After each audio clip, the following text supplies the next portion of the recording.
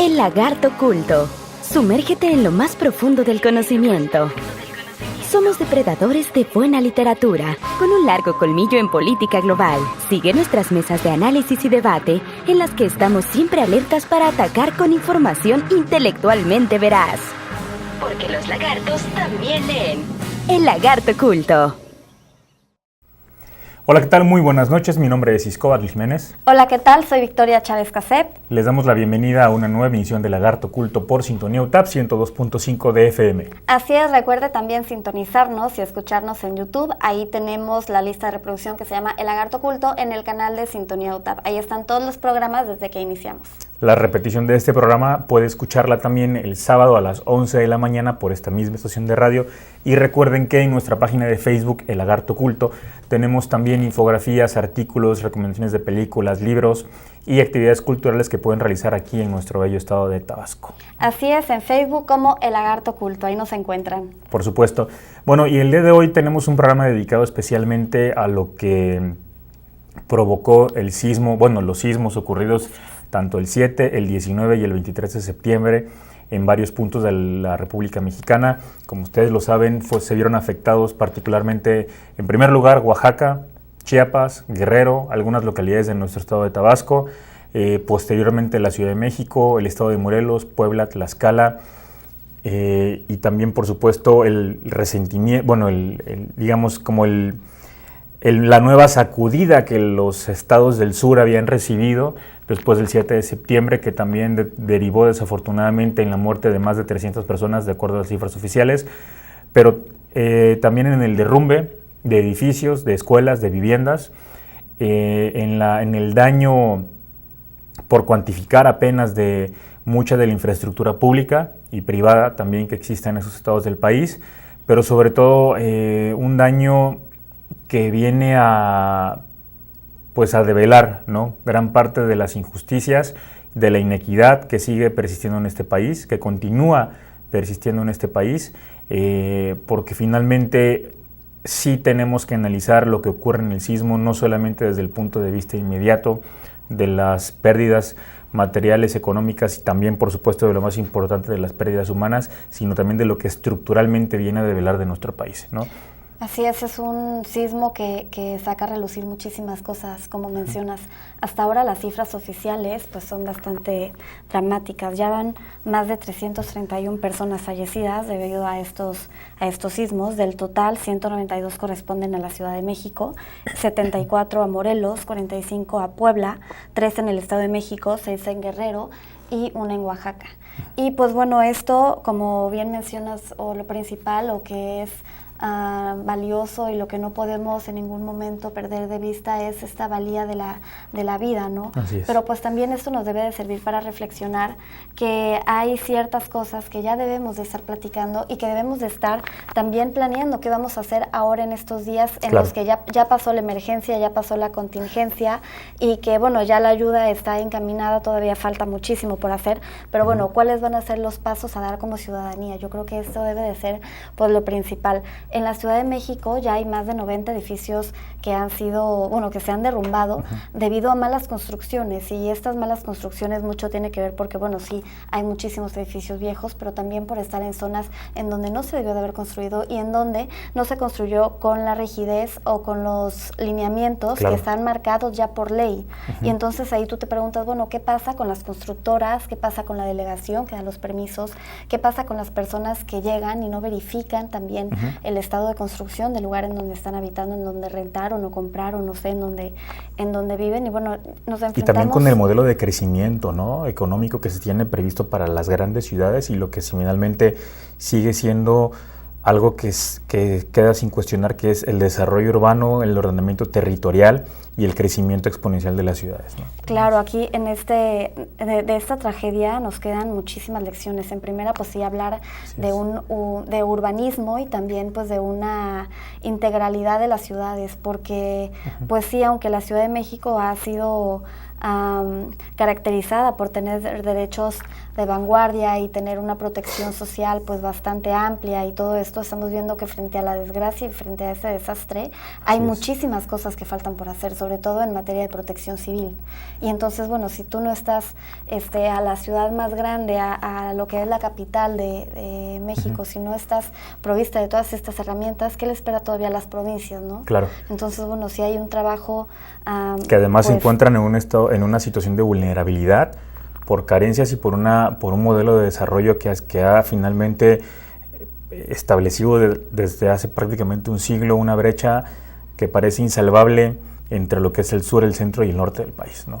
Claro, no sé, yo creo que uno de los temas que son vitales aquí es hablar acerca del manejo de crisis y el manejo de la comunicación política de los gobiernos.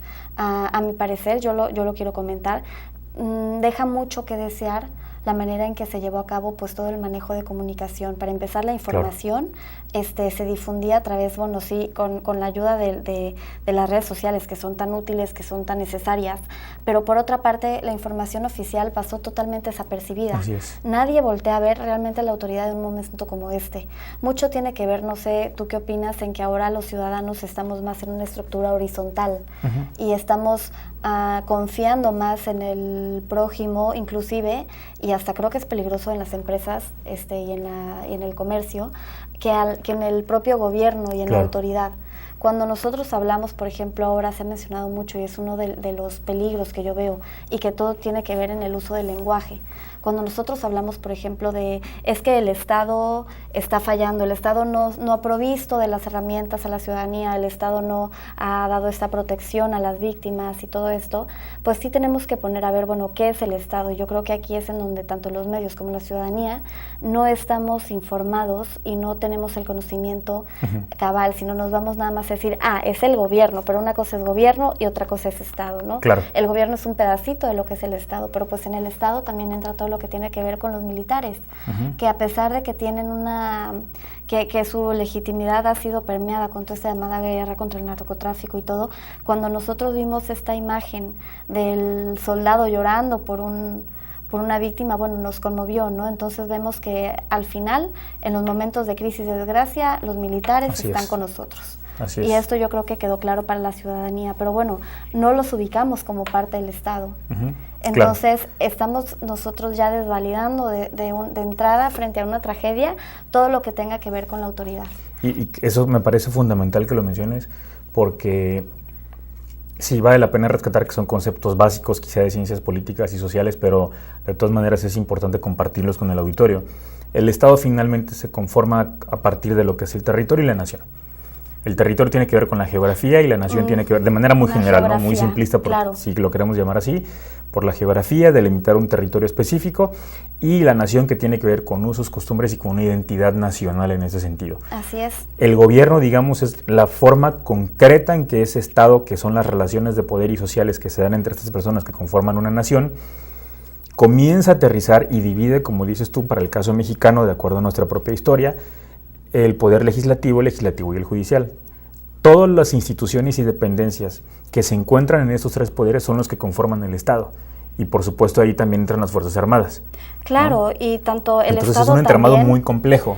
Claro, por supuesto, que no se debe de desacreditar así, porque el papel del Estado juega un rol fundamental en cualquier sociedad. Y entonces lo que sí yo puedo observar, por ejemplo, en este sismo, es que el papel del Estado se ha visto disminuido, y mucho más, yo te diría con toda seguridad, que el papel del gobierno está pues por los suelos en cuestión de legitimidad. Y eso lo podemos ver, por ejemplo, en los centros de acopio. Sí, y todavía más, bajando quizá un nivel más de desagregación, porque el gobierno todavía implica un entramado institucional más complejo, pero todavía más la administración pública y los partidos políticos. Y eso que vas a decir de los centros de acopio me parece que es algo que lo expresa de manera muy clara, ¿no? Claro, realmente a la hora de hablar, por ejemplo, yo creo que en estos eventos es muy interesante analizar el significado que se le va dando a ciertas palabras, ¿no? Y a mí me gustaría hacer como pues un recuento de cuáles son las palabras más sonadas durante este evento y cómo han ido cambiando su significado.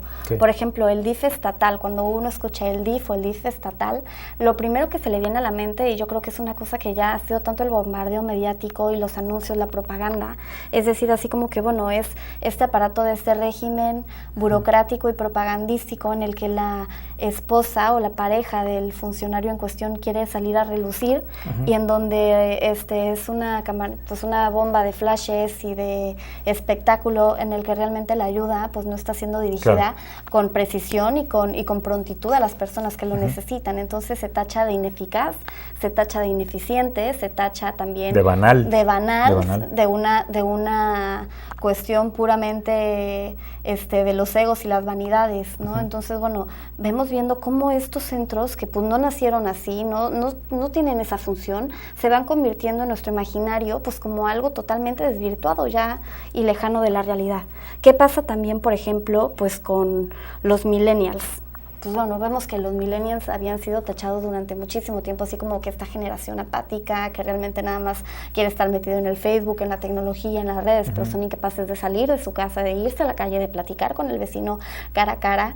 Y vemos que frente a una tragedia así, la capacidad de respuesta fue realmente brutal y fue espontánea, fue de verdad muy, muy eficaz, debido a que pues también manejan otra lógica muchísimo menos burocrática y estructural, y que pues sí pueden llegar con mayor prontitud al destino de la ayuda, ¿no? Y que también es una generación marcada, que se marca por las corrientes de pensamiento en un contexto histórico que finalmente ven tambalearse las grandes estructuras que eran el Estado, la familia, la iglesia y los ejércitos. Claro. Entonces, con mucha mayor razón dentro de su inconsciente está la forma de organización de manera horizontal. Entonces, por lo mismo, a diferencia de lo que ocurrió en el 85, hace 32 años en la Ciudad de México, donde la gente todavía buscaba mucho más al ejército y a los gobiernos para buscar un poco de dirección, y aún así en esa época se vieron rebasados, ahora justamente el gobierno, tanto federal como de los estados más afectados, se vieron, pero en verdad, completamente abrumados ante la respuesta y la organización de la gente. Yo creo que si logré ver en estas semanas algún anuncio oficial de Presidencia de la República, de gobiernos de estados como Puebla, como Morelos, como Tlaxcala, como Chiapas o como Oaxaca, que nos dieran la lista de los insumos, de los víveres que requerían para donar y la forma de organizar a la gente, si vi 2 o 3 fue muchísimo. El resto eran de organismos como la Cruz Roja, como Naciones Unidas, como noticieros, como organizaciones de la sociedad civil, y algo que me pareció fundamental es, por ejemplo, cómo una plataforma electrónica de medios y de periodismo digital como Horizontal MX logró conjuntar a diversas organizaciones de la sociedad civil para poder hacer en tiempo real un centro de verificación que se llamaba Verificados 19S, para poder organizar la información que llegaba de los centros de acopio por parte de los voluntarios y de las organizaciones para ver qué les hace falta, en qué puntos lo requieren, en qué momento lo requieren y cómo poder echarlo a andar. Eso creo que me pareció fundamental, y ningún gobierno, ni la Presidencia de la República, con el presupuesto y la capacidad humana que tiene, no solamente no lo pudo hacer, ni siquiera tuvieron la idea de hacerlo, que es algo fundamental y que tiene que ver con lo que mencionas tú respecto a la narrativa y cómo el sentido que se le tiene que dar al gobierno y a la idea del Estado, ¿no? Pero bueno, nos tenemos que ir un corte, regresamos con este análisis que creo que es toral, porque los lagartos también leen. El lagarto oculto. Ya volvemos.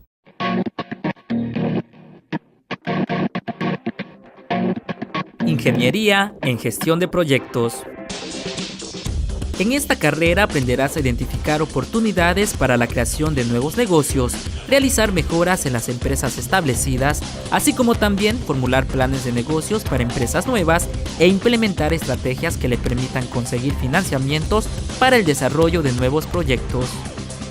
Podrás desempeñarte profesionalmente en instituciones que otorgan financiamiento a proyectos, agencias de publicidad, servicios comerciales de empresas industriales. Como profesionista independiente, con un alto sentido creativo y emprendedor.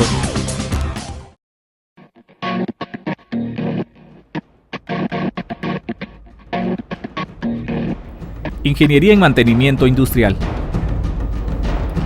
En esta carrera aprenderás a mantener en operación constante los equipos industriales, aplicando la normatividad en las áreas eléctricas y de seguridad de higiene, así como determinar el tipo de mantenimiento tanto preventivo y predictivo. Detección de fallas, pruebas destructivas y no destructivas, análisis de vibraciones, entre otras.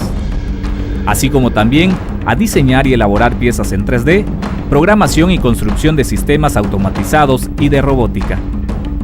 Podrás desempeñarte profesionalmente en empresas públicas y privadas relacionadas con la industria eléctrica, mecánica, petrolera, automotriz, manufacturera y de servicios. Hola, ¿qué tal? Bienvenidos nuevamente a su programa El Lagarto Oculto y vamos a continuar con este análisis tan importante, tan oportuno y necesario acerca de lo ocurrido con el sismo del 19 de septiembre en nuestro país y pues todo lo que implica pues de el desamparo de las víctimas, toda la ayuda que se ha dado en colaboración de organizaciones de la sociedad civil y de otros organismos y pues todo lo que tiene que ver también con los entes políticos y sociales que están moviéndose y reconfigurándose en este sentido. Y pues yo sí quisiera comentar pues de lo que estábamos comentando en el bloque anterior, pues que realmente esto de los desastres naturales es una concepción que es bastante de nuestros tiempos. Claro. Toda la humanidad ha vivido con este tipo de eventos y de desastres en los que en cada época de la humanidad se van viviendo y se van entendiendo de diferente manera. Claro. Ahora nosotros estamos entendiendo este evento bajo una óptica totalmente neoliberal y tenemos que ver también que el fenómeno que todo el sentir de nosotros y todo esto que nos está pasando corresponde a esta lógica de mercado, ¿no? Entonces, bueno, bajo esta concepción neoliberal, pues sí tenemos que entender que todo esto que estamos viviendo acerca de toda esta tendencia a desarraigarnos de un Estado, de un gobierno, corresponde también a una lógica de que ya viene como una tendencia a nivel mundial. Claro. No es únicamente algo que pasa en México y no es únicamente algo que pasa con el sismo. El sismo solamente viene a intensificar todas estas sensaciones y todas estas percepciones que como individuos tenemos acerca de estas instituciones. Pero pues ¿qué pasa con esto? Yo creo que también esta ola de esperanza, esta ola de este sentir positivo, de esta hermandad entre ciudadanos y todo, pues sí tiene que ser bastante pensada y bastante analizada para no caer precisamente pues en esta ¿cómo llamarle? Pues como de quedarnos solos como sociedad y no estar colaborando y no estar ocupando los espacios que debemos de ocupar en el Estado, en el gobierno y que debemos de ocupar en la administración y que debemos de ocupar en otras instancias como las cámaras empresariales. Simplemente lo que tenemos es que, bueno, ahora realmente que haya una reconciliación. Así es. Yo creo que este es el sentido con lo público. Con lo público, precisamente, porque entonces, ¿qué pasa? Pues había venido una tendencia brutal a la privatización, por ejemplo, de la seguridad. Y la seguridad es un asunto público, es un asunto de todos. Claro. Porque para eso se crea el Estado y por eso es que nos asociamos como seres humanos, porque no podemos vivir solos, ¿no? Entonces, bueno, debemos de entender todo esto pues como una oportunidad, yo creo, de oro, de tampoco dejarnos perder por estos sentimientos de creer que todo lo que viene del Estado o todo lo que viene del gobierno es malo, ¿no? Así es. Sino tenemos que ir a recuperar esos espacios. Yo creo que aquí es algo importante porque ahora, como tú mencionas, todo se dio por el cauce ciudadano, todo se dio por la vía, si acaso empresarial, por la vía de las organizaciones, pero pues tampoco se trata de hacernos a un lado. Y es algo muy peligroso porque el hecho de que mucha gente diga, ya ven, no requerimos al Estado, aguas. El Estado surgió precisamente por algo, porque era poder garantizar la integridad física de las personas. Por supuesto. Por supuesto, también estaba el componente de la propiedad privada, pero también tendría que venir un replanteamiento de cuál es el sentido que le damos a la riqueza y a lo que consideramos nuestra propiedad. Y también de cómo nos hacemos con esta riqueza. Me parece riesgoso ese tipo de argumentos que muchas personas dan para decir los ciudadanos somos los mejores. No, los ciudadanos no somos los mejores. Los ciudadanos somos una parte fundamental que integran de manera mayoritaria lo que es el Estado o la nación. Así es. Pero no quiere decir que sea ni la reserva moral ni que ahí se encuentren las personas más capacitadas. Podrá haber personas que efectivamente tengan la capacidad y la formación para poder hacer propuestas que finalmente logren ayudar a resolver algunas de las problemáticas más complejas del país, pero eso no quiere decir, y ojo, yo creo que también mencionarlo, y me parece importante que lo digas, creo que es un error garrafal calificar las acciones de un gobierno como buenas o malas. Puede haber miopía institucional, puede haber digamos, un alcance muy corto respecto a las ambiciones y respecto a las estrategias que se plantean, pero creo que atribuir un carácter moral a las decisiones del Estado o de los gobiernos es un error. Efectivamente, sí hay dirigentes y sí hay gobernantes que actúan también de mala fe. Eso es una cosa distinta a revisar la forma en que opera la administración pública y los gobiernos. Creo que sí hay que hacer una diferencia sustancial en eso, porque en todo caso tendríamos que buscar las formas en que esta articulación de organizaciones sociales se pudo dar para, por ejemplo, crear centros como el Verificado 19S, que hizo una labor titánica de lograr concentrar la información, mapearla, revisar los centros de acopio, revisar la lista de necesidades, poder poner en contacto a voluntarios y organizaciones en la Ciudad de México y en otros estados para canalizar la ayuda junto con los gobiernos, porque también se trata justamente de eso, ¿no? De poder darle una vida, darle vida a estructuras que han estado pues básicamente como derrumbradas, ¿no? O sea, que operan a una velocidad distinta, porque pues, también la estructura de los gobiernos tiene que ser jerárquica, tiene que ser vertical, por lo menos en cierto sentido, para que cumpla con ciertas funciones. O sea, institucionalmente el orden jurídico te lo exige así, y el orden presupuestal también, pero creo que sería un ejercicio dialéctico interesante cómo está rebotando de una u otra manera, darle forma también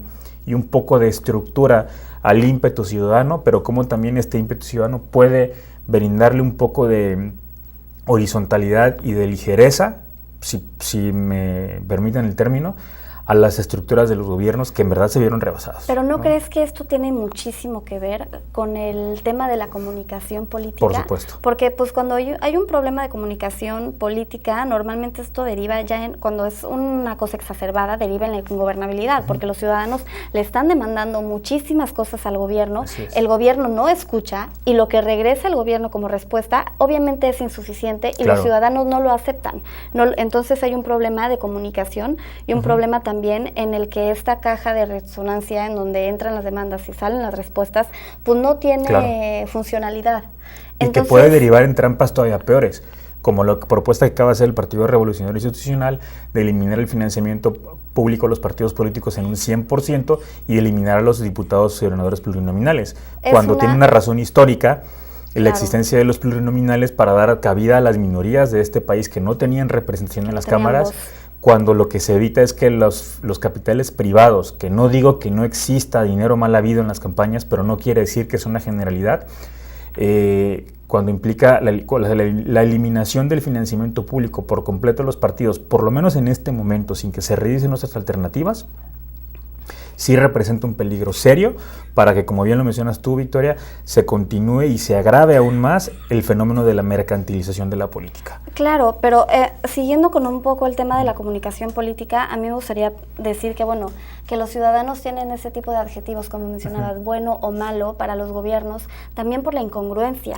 que han visto y que se nota en todos los líderes. Y entonces aquí me gustaría hacer como este hincapié, porque yo creo que todos lo tenemos muy en la mente. ¿Qué pasa cuando vemos, por ejemplo, al jefe de gobierno de la Ciudad de México?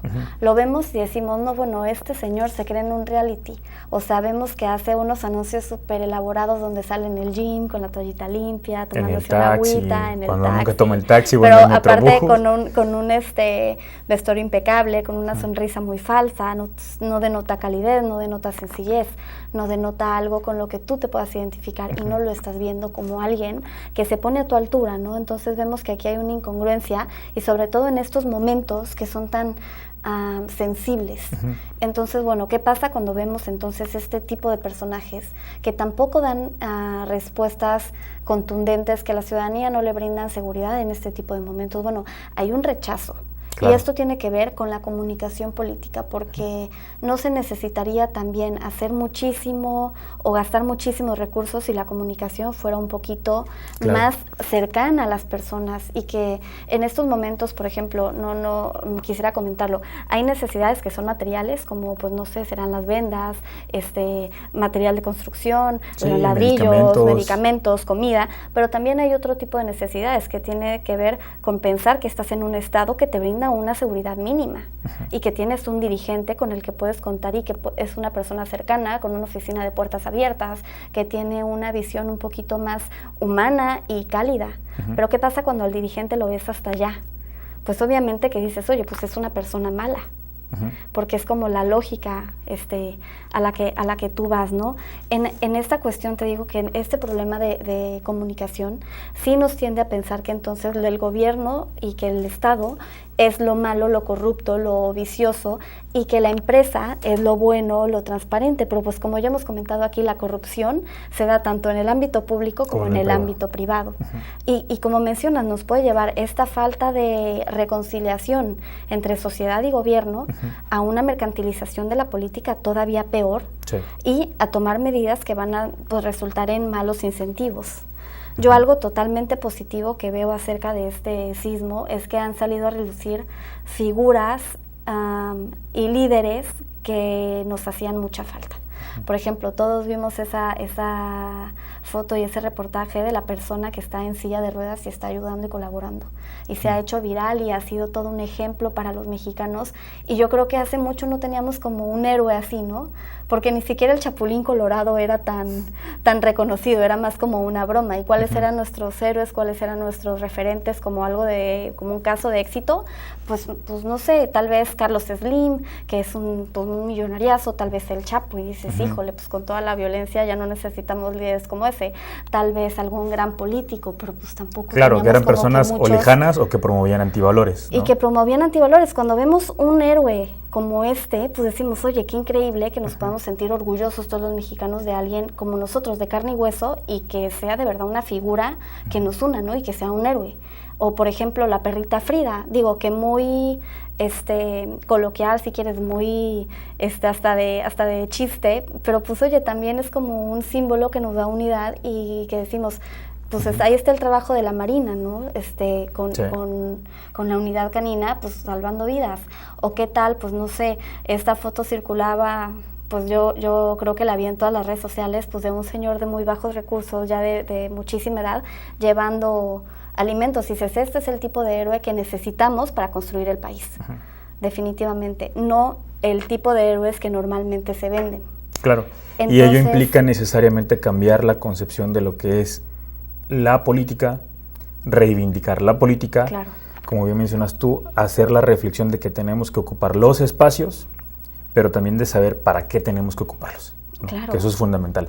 Y ello implica, insisto, replantear varias cosas, como lo platicaremos en el próximo segmento del programa, como tiene que ver el financiamiento de los partidos políticos y de las campañas, como tiene que ver la forma de organización por parte de la sociedad civil, la apertura en medios de comunicación, que es algo que aquí desde Lagarto Culto y la Universidad Tecnológica siempre han estado impulsando, que es darle voz a personas que hacen una labor social pues congruente y comprometida, pero también tiene que ver con cómo replanteamos, y es algo que tú y yo siempre hemos platicado, no solamente aquí en el programa, sino fuera, los modelos de éxito y los referentes de lo que tendría que ser una persona exitosa, un hombre o una mujer, que pudieran volverse modelos o ejemplos a seguir para las y los mexicanos, ¿no? Entonces, así es. Bueno, creo que nos tenemos que ir a un corte promocional, pero regresamos para seguir con el análisis, porque los lagartos también leen. Lagarto Culto.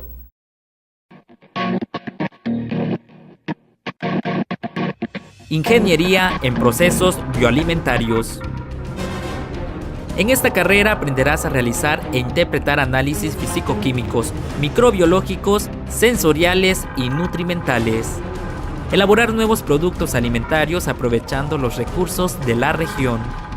Así como también todo lo relacionado con las certificaciones en sistemas de calidad alimentaria y manejo higiénico de los alimentos. Podrás desempeñarte profesionalmente en las diferentes áreas de las empresas públicas o privadas relacionadas con la industria alimentaria, tales como laboratorios de análisis de los alimentos, líneas de producción de alimentos, consultoría sobre los sistemas de calidad alimentaria de los productos agroalimentarios, desarrollo de investigación de nuevos productos y en la creación de tu propia empresa.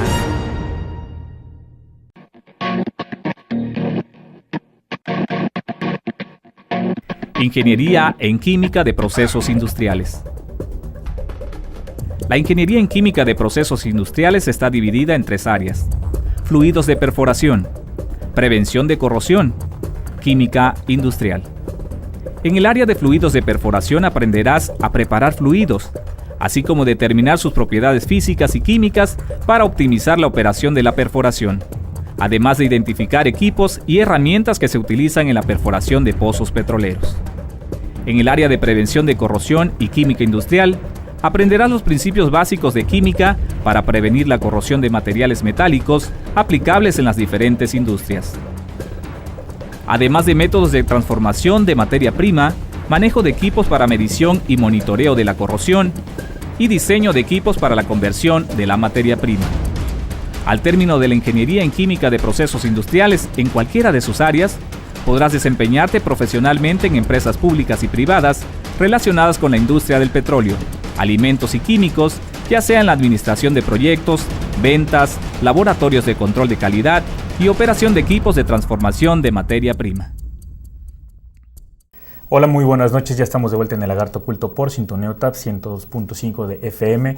Seguimos la conversación en este programa sobre una serie de reflexiones a las que el sismo nos ha llevado y nos debe conducir, no solamente como comunicadores, sino también como sociedad, y es la invitación que les hacemos, y no solamente el día de hoy, sino lo que siempre hemos hecho a lo largo de casi estos 2 años, para que finalmente ustedes se formen un criterio propio, pero también sobre todo para que nos articulemos y nos organicemos de una manera distinta, y sobre todo logremos concretar acciones que nos lleven eventualmente a transformar nuestra realidad, siempre pues buscando un horizonte mejor.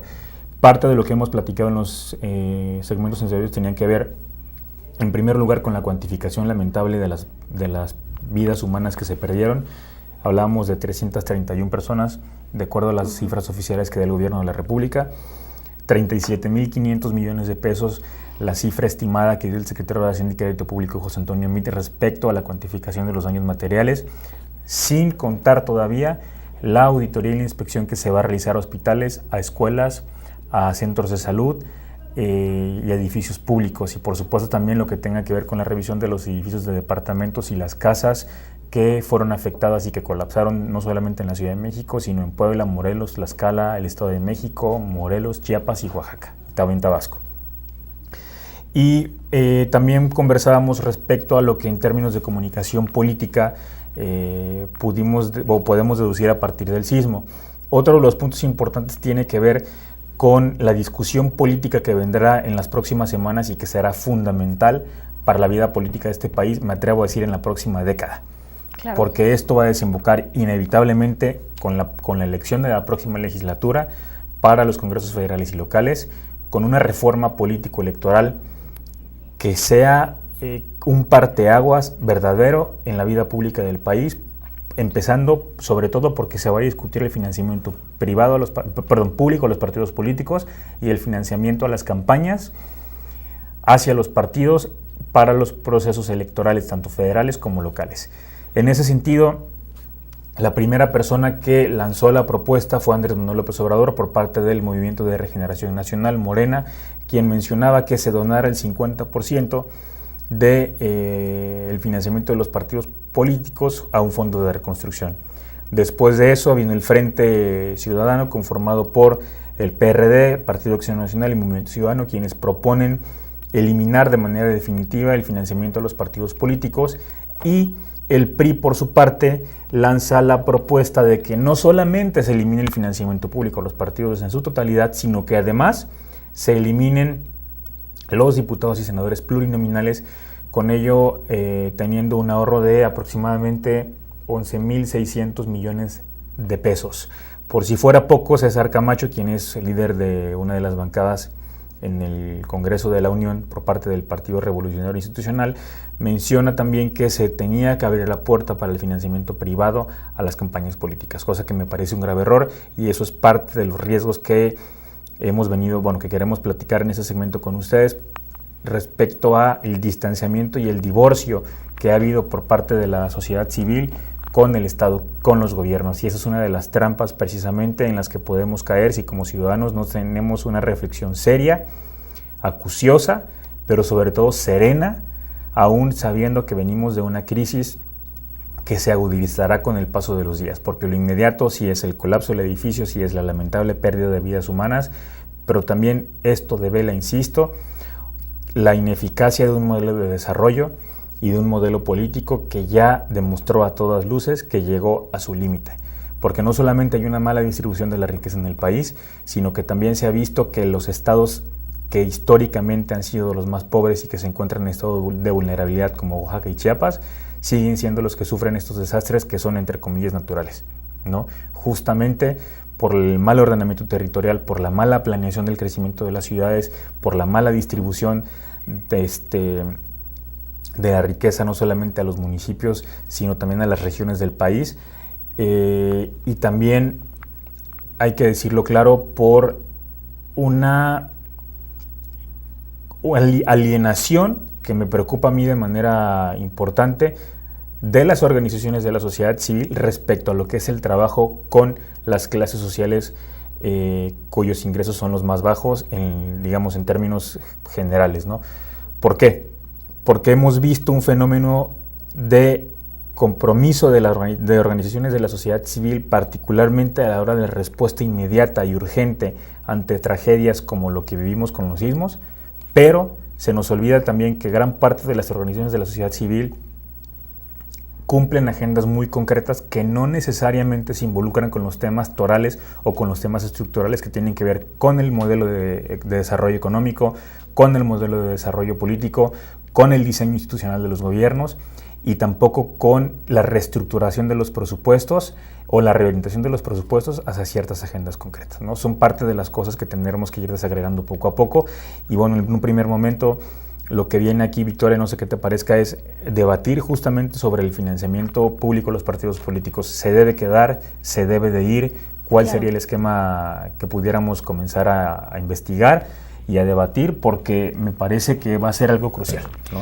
Sí, bueno, yo quisiera comenzar nada más con un pequeño pensamiento que creo que es algo que he notado y que he visto mucho, sobre todo en estas nuevas generaciones, es que no tienen la conciencia de que los derechos de los que son acreedores ahorita existen debido a la lucha intensa e incansable de otros grupos que en el pasado estuvieron ahí. ¿Y a qué me refiero con esto? De sus padres y hasta sus abuelos. De sus abuelos, de sus bisabuelos. ¿Y a qué me refiero con esto? Ahora pues vemos las cosas, ¿no? Tendemos a no tener esta memoria histórica o a no conocer realmente cuál ha sido el camino, no solo de México, sino del mundo. Entonces, ¿qué pasa? A veces se nos hace muy fácil analizar la realidad de una manera inmediata y hacer un corte y decir, no, los partidos políticos son el gran problema, ¿no?, de México. Y los partidos políticos no sirven para nada, de verdad no tienen ninguna función y esto es lo que está mal. Pero bueno, ¿cuál es el origen de los partidos políticos? Y es ahí donde a mí me gustaría realmente llevar un poquito de información al auditorio para que también entienda cuál es pues toda esta lógica que me lleva a decir todo esto pues que voy a mencionar, ¿no? Y es que, bueno, los partidos políticos empiezan aproximadamente en el año de 1830 en Inglaterra, en todo lo que es Gran Bretaña, porque pues ya vemos que que se empieza a conformar una ciudadanía con mayor nivel adquisitivo, con un poco de educación, que se empiezan a articular también grupos que no tienen que ver nada con iglesia, que era una parte importante en donde se concentraba mucha atención de las personas, que no tiene que ver con iglesia, que no tiene que ver con empresa o comercio y que no tiene nada que ver con gobierno. Entonces esta sociedad empieza a agruparse para atender cosas que no tenían nada que ver con estos tres sectores. Claro. Entonces, bueno, se empieza a conformar estas agrupaciones civiles, se empiezan a hacer la sociedad, como ahora tenemos esta concepción que realmente es algo muy moderno, que no existía antes. Entonces, bueno, vemos que la sociedad empieza a conformarse y la manera en la que pueden y tienen acceso a incidir en el gobierno es a través de la conformación de los partidos políticos. Los partidos políticos comienzan en Gran Bretaña y comienzan como los liberales y los conservadores, y por eso es que ahora hablamos de la derecha y de la izquierda, porque los liberales, los que tenían ideas como un poco más progresistas, los que tenían como esta mente más abierta y querían romper con estructuras y querían implementar nuevas cosas, se van al ala izquierda del Parlamento, y los de derecha, pues bueno, eran los conservadores, los que estaban más en coordinación con la iglesia, con la monarquía, y pues los que tenían toda esta idea de la preservación de las tradiciones y del orden ya propiamente establecido. Entonces, bueno, vemos que este es el camino de los partidos políticos, pero la sociedad civil estaba en ellos y estaba volcada en la participación activa y era como su instrumento para poder realmente incidir tanto en políticas públicas, para hablar con monarquías, para hablar con el primer ministro. Claro. Era realmente el camino más efectivo en el que la ciudadanía articulaba hasta planes de gobierno y los presentaba, ¿no? Entonces vemos que el camino estaba pues bastante claro. ¿Qué empieza a pasar? Y había una articulación con las clases populares, por eso el sector obrero, el sector campesino, etcétera. Empiezan, ¿no? En el camino de los partidos políticos empiezan a haber partidos políticos de diferentes tipos. Empiezan a ver los partidos políticos de masa, en donde son partidos políticos que aceptaban a todos sus miembros por igual y que lo que era importante era conseguir como que todos estuvieran agrupados, ¿no? Casi era como que, bueno, vamos a afiliar a todos y mientras más militancia, mejor. Estaban también los políticos los partidos políticos de cuadro, en donde ubicaban a ciertas personas que tenían como el perfil adecuado, interesante, y se hacían un poquito más reducidos, ¿no? En su estructura, pero eran igual de efectivos. Empiezan a ver los partidos políticos pues ya un poquito más como con ciertos temas, por ejemplo el Partido del Trabajo, bueno, ellos estaban realmente con las organizaciones obreras, con todo lo que tenía que ver con el derecho laboral, y tenían como tema muy específico. ¿Qué es lo que pasa? Bueno, se empieza a desvirtuar todo esto de los partidos políticos, porque pues como es natural en una organización, mientras a mayor número de integrantes, a mayor al ser una estructura un poco mayor, pues empiezan a ver los problemas que son inherentes a cualquier administración, y entonces empiezan a dar pequeños casos de corrupción, los liderazgos que se quedan perpetuos en el poder, y empiezan a agruparse entre ellos pues con diversos sindicatos, con diversos organismos un poquito más radicales, bueno, y empieza a este camino, ¿no?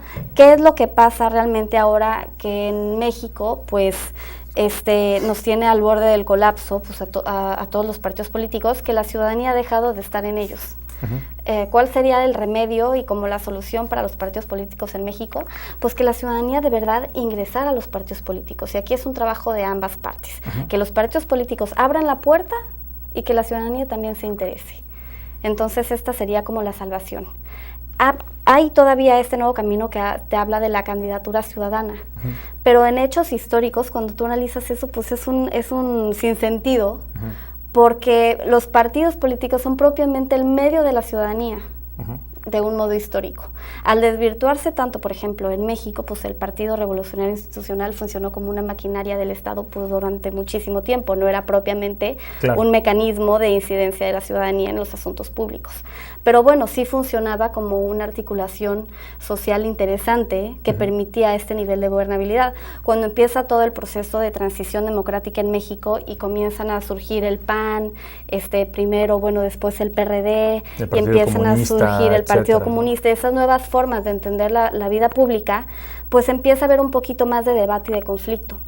Y yo creo que una garantía importante es que se les diera a cada partido un presupuesto y un recurso para poder ejercer.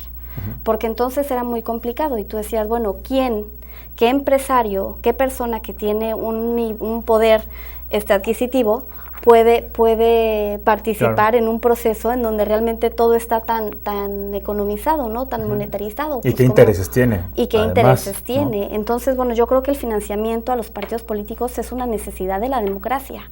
Y que en México el financiamiento público. El financiamiento público. Y perfectamente fiscalizable, ¿no? Claro, transparente, fiscalizable, pero yo creo que es una necesidad que los mexicanos debemos de pagar y tenemos que pagar.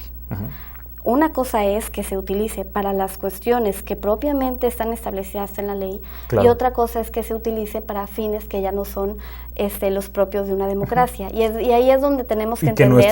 Que nuestro concepto acotado de democracia, únicamente el ejercicio del voto, nos haya distanciado de nuestra potestad como ciudadanos de tener la obligación de involucrarnos en los asuntos públicos y como tal de ingerir en los partidos políticos y también de participar en la toma de decisiones, ¿no? Así es, realmente este financiamiento yo creo que es una necesidad y no lo debemos de dejar porque nos da todavía la garantía de poder tener una democracia funcional. Una vez que nosotros quitemos todo lo público de los partidos políticos, estamos perdidos como ciudadanía. Y estamos entregándonos el capital. Así es. Y ya sabemos lo que ocurrió. Pues yo creo que podemos dar todavía un cierre de conclusiones, pero nos tenemos que ir a un corte promocional, porque los lagartos también leen. El lagarto oculto. Regresamos.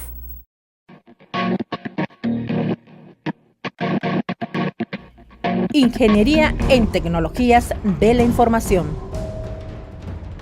En esta carrera aprenderás a instalar y configurar equipos de redes y telecomunicaciones, desarrollar sistemas de información, diseño y elaboración de páginas web, así como también administrar y dar mantenimiento a infraestructuras de telecomunicaciones. Podrás desempeñarte profesionalmente en empresas públicas o privadas que requieran o utilicen infraestructura de telecomunicaciones, en áreas administrativas, mantenimiento y desarrollo de nuevos sistemas de información o creando tu propia empresa de servicios.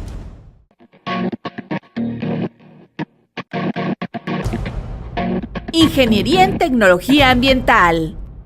En esta carrera aprenderás a realizar muestreos y análisis de agua, aire y suelo para la prevención y control de la contaminación, utilizando equipos o sistemas de vanguardia, así como también gestionar trámites relacionados con la normatividad ambiental ante instancias gubernamentales y a desarrollar programas de seguridad e higiene, así como a operar plantas de tratamiento de aguas.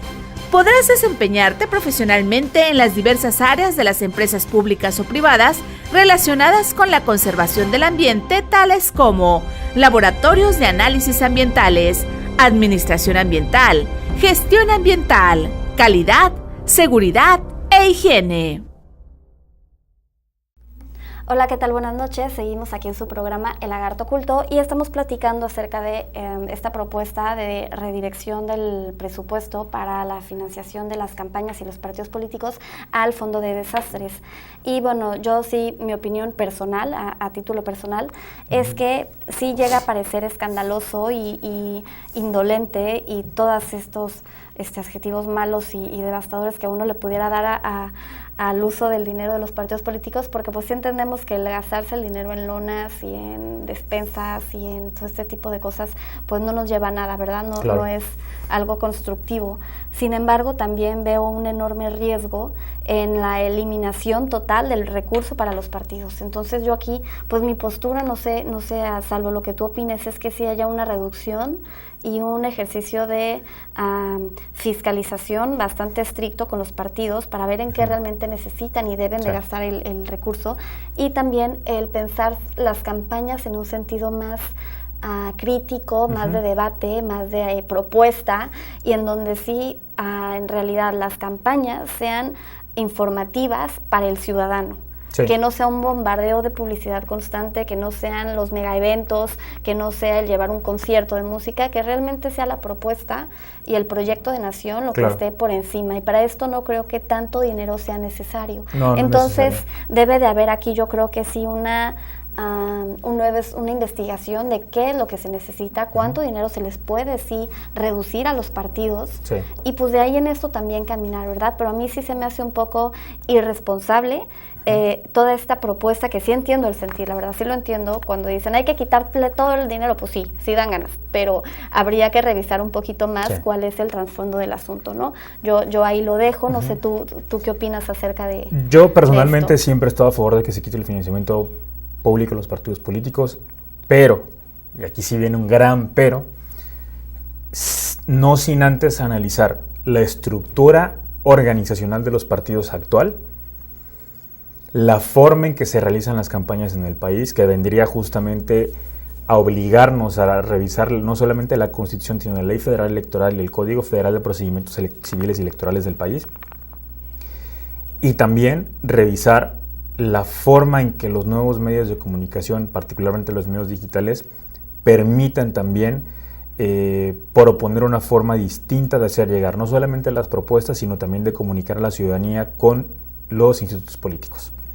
Porque sí, yo considero que es un error garrafal quitar el financiamiento público a los partidos políticos en el estado actual de las cosas, con la estructura actual que tienen,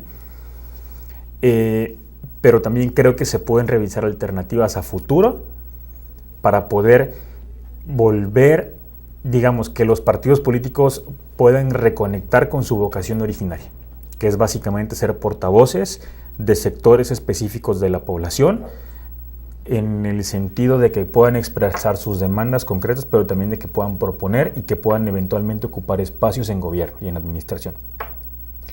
Sin embargo, sí creo que hoy por hoy estamos en condiciones de eliminar el financiamiento completo a las campañas políticas, que es una cosa distinta al financiamiento a las actividades ordinarias de los partidos políticos.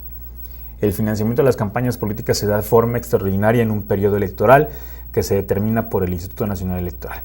Y ese financiamiento en su mayoría va para publicidad, va para logística en el pago de los eventos, claro, y sobre todo va, desafortunadamente, y lo sabemos todas las personas que vivimos en México, para el pago de estructuras, para el pago de delegados y para la compra de despensas o de materiales que sirven para hacer la gestión social con las personas de las colonias de los municipios o de los estados. Ese financiamiento se puede quitar, siempre y cuando, por ejemplo, venga una propuesta que también desde hace algunos años hemos venido trabajando algunos, de que se dé por igual espacio en tiempos de radio y televisión a todos los candidatos indistintamente de la votación inmediata, del resultado electoral de la votación inmediata pasada. Porque si no, seguiremos repitiendo el esquema de que quien más votos tiene es a quien mayor, dinero se le da. Claro. Pero entonces, si realmente vamos a competir en condiciones equitativas, si realmente se trata de poder darle un sentido distinto a la democracia como la entendemos el día de hoy, tenemos que comprender que si seguimos operando con las leyes y con las normativas de hace prácticamente 10, 15 o 20 años, entonces prácticamente nada va a cambiar. Tenemos que comenzar a replantearlo. Tenemos que comenzar y no me refiero necesariamente, porque también hay un argumento que algunas personas han dicho, es que la democracia no puede ser virtual. En eso sí estoy completamente de acuerdo. No se gobierna nada más a través de la televisión, ni de la radio, ni de los medios digitales.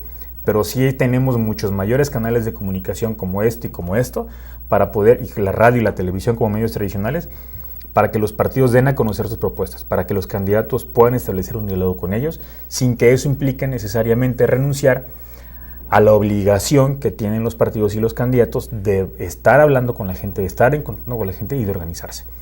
Pero el hecho de quitar el financiamiento de las campañas sí va a obligar a los partidos a que se reorganicen de forma institucional para revisar realmente, número uno, el personal que requieren, porque también los partidos se han convertido en burocracias paralelas a los gobiernos, que mantienen a familias enteras con sueldos y salarios y prestaciones también, sin que necesariamente eso implique que haya un compromiso de esas estructuras respecto a los sectores de la ciudadanía a los que dicen representar. Número dos, tiene que ver con la comunicación política. Basta de promover la persona, basta de promover simplemente de que un hombre o una mujer por las cualidades o el currículum, lo que sea, es la única persona capacitada para generar un cambio, para lograr incidir de manera efectiva en la realidad de las personas que lo deciden votar. Por supuesto, como hemos mencionado, ni el sexo, ni la edad, es garantía de nada. Que tengan la capacidad de gobernar realmente. Así es, claro. Pero sí que se sostenga, porque eso también obligaría a que las campañas políticas, las plataformas electorales trasciendan, las propuestas trasciendan únicamente lo que tiene que ver con el trienio, con el sexenio para lo cual las personas se quieren elegir. Tracemos la ruta crítica. Por eso a nivel nacional hay movimientos como Por México Hoy, como nosotros, como Ahora, como Wikipolítica y muchas más organizaciones que han surgido en los últimos 5 años para discutir el o los proyectos de nación y en su caso, las entidades federativas de los estados. Ya es una discusión que tiene que ir más allá. Entonces eso es una parte importante del financiamiento de los partidos, pero hay que conectarla, como bien mencionado hasta al principio del programa, Victoria, con esta reflexión histórica, social y política de, ok, estamos iniciando apenas la segunda década de un nuevo siglo y de un nuevo milenio. Hay que ubicarnos históricamente. ¿Qué queremos de México en los próximos 50 años? ¿Qué queremos de Tabasco en los próximos 50 años? Y sobre eso trazar la ruta, porque si no, en todo caso, seguiremos con propuestas de campaña que únicamente van a te arreglo el parque, te bacheo la calle, te doy agua potable, te mejora las vías de comunicación, pero siguen siendo placebos y siguen siendo parches a lo que finalmente es un modelo económico y político que ya se agotó.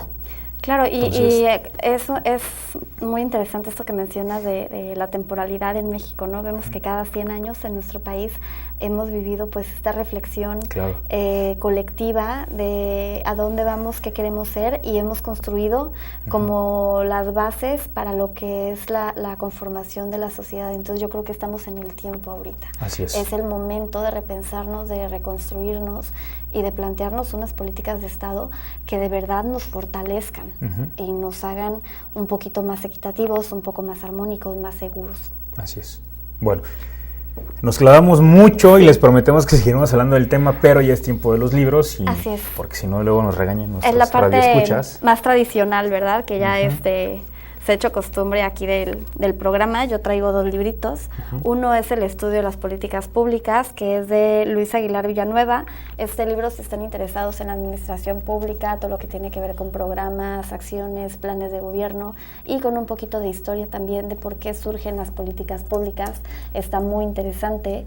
De verdad se los recomiendo. A mí me encanta este libro porque aparte no necesitan ser expertos en la administración. O sea, si alguien que es un ingeniero, que es un médico, tiene ganas de leerlo, se entiende perfecto, y sí da muchísima luz acerca de esta tecnología que son las políticas públicas.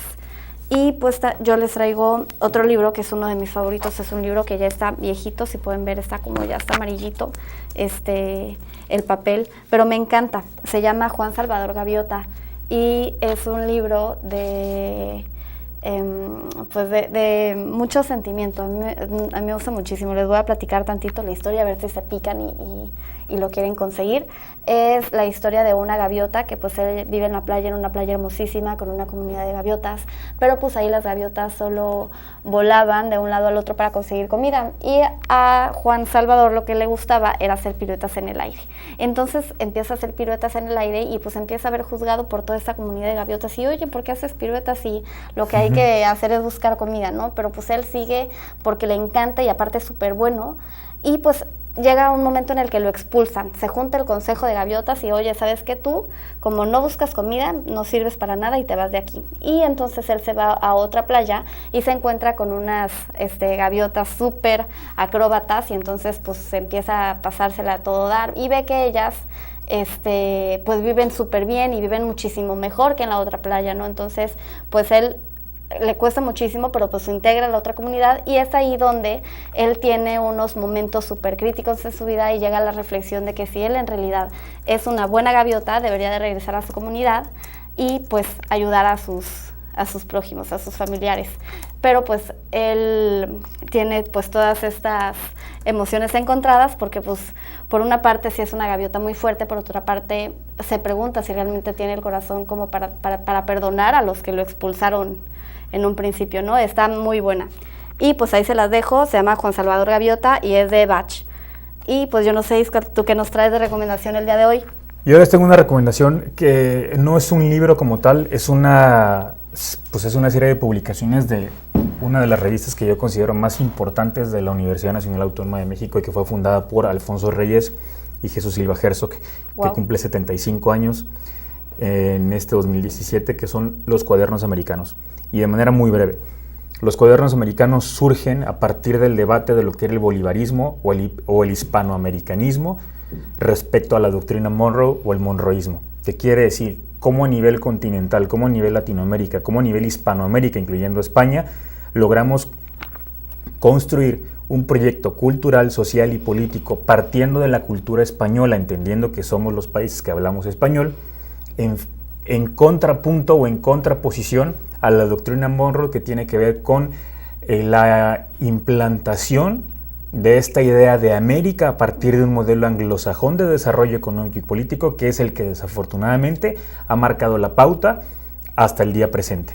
Entonces es un debate, pueden encontrar realmente artículos de sumo interés, y creo que son necesarias las revisiones de este tipo de publicaciones para entender histórica y socialmente por qué hemos llegado hasta este punto, porque tiene que ver con eso, cómo hemos, en el caso particular de México, cómo nos hemos apropiado, cómo hemos importado un modelo político y económico anglosajón, cuando nuestra cultura misma y la propia historia de las naciones que conviven en México, en este territorio que llamamos México, no tiene absolutamente nada que ver con la visión concreta de la población del país vecino del norte, o de Inglaterra, o de los estados o de las naciones que hablan el idioma inglés.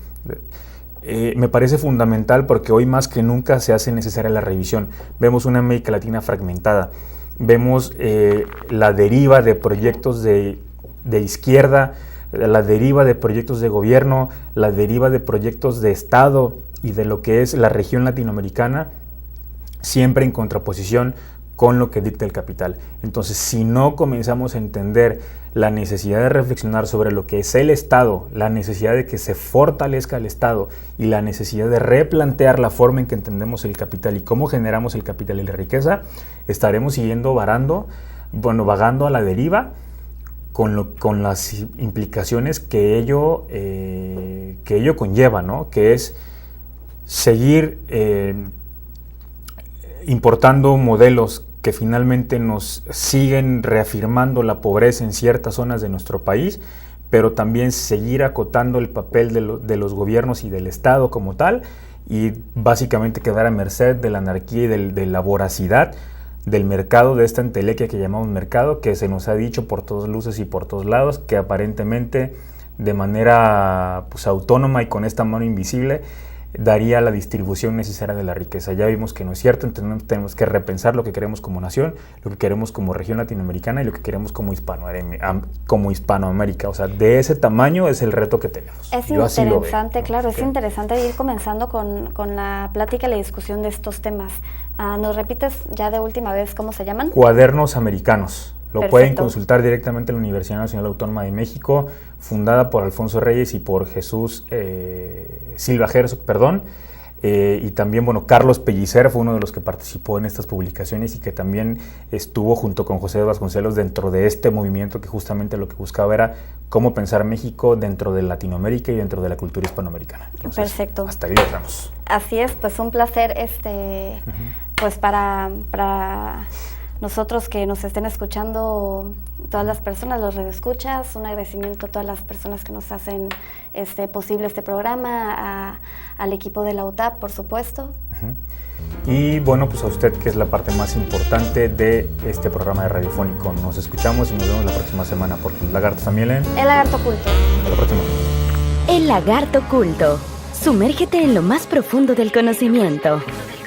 Somos depredadores de buena literatura, con un largo colmillo en política global. Sigue nuestras mesas de análisis y debate, en las que estamos siempre alertas para atacar con información intelectualmente veraz. Porque los lagartos también leen. El Lagarto Culto.